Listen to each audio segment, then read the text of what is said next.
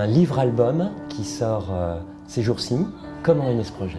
Alors très concrètement, il est né dans la cuisine du Temple du Marais, dans une rencontre, je dirais presque un peu fortuite, mais de deux personnes qui certes avaient l'habitude de travailler ensemble, parce qu'il s'agit donc de notre responsable de louange, Tania Monnier, et de la personne qui s'occupe du studio du Marais.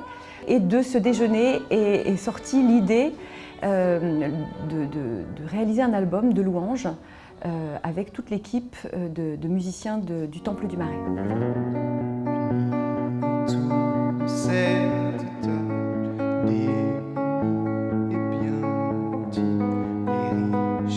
Autour de cette table, c'est un chant de Sainte Seine. Et en fait, la Sainte Seine, c'est ensemble. Et donc, ça faisait sens de faire un chant en nous. Et on n'en a pas beaucoup ces derniers temps, des chants, on dit « nous sommes l'Église ». Clairement, c'est un appel à se relier.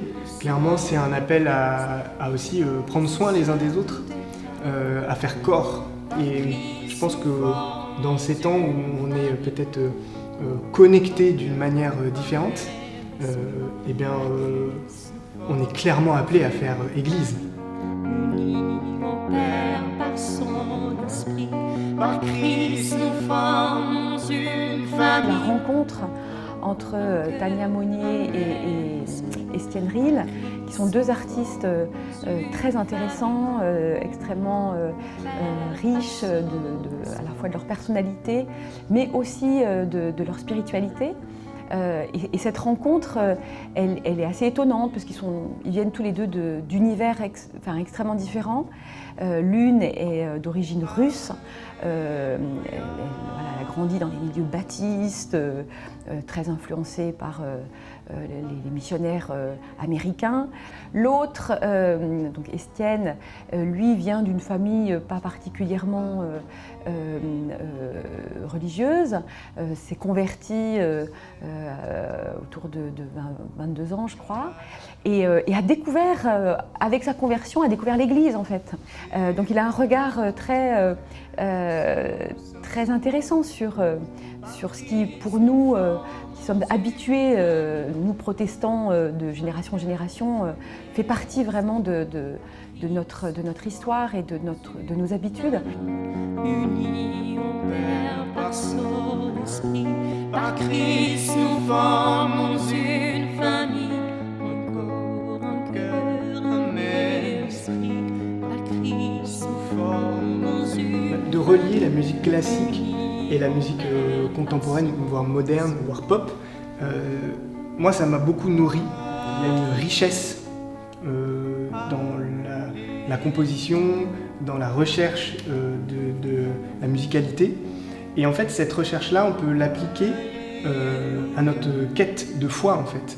Et quand on veut être précis, quand on veut parler le langage musical, il faut chercher ce langage de à la fois exprimer sa foi précisément et exprimer la musique précisément, avec les bons mots musicaux. Je me dis que d'aller amener des chants très anciens du XVIe siècle, de les amener sur ce terrain électropop, ça apporte quelque chose qui dépasse les attentes de l'Église, mais qui peuvent aller interpeller juste des auditeurs d'électropop.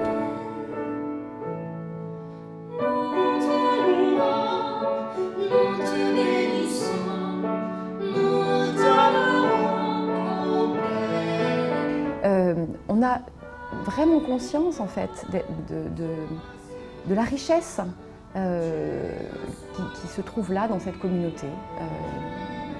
On a des musiciens extraordinaires, des artistes aussi très intéressants.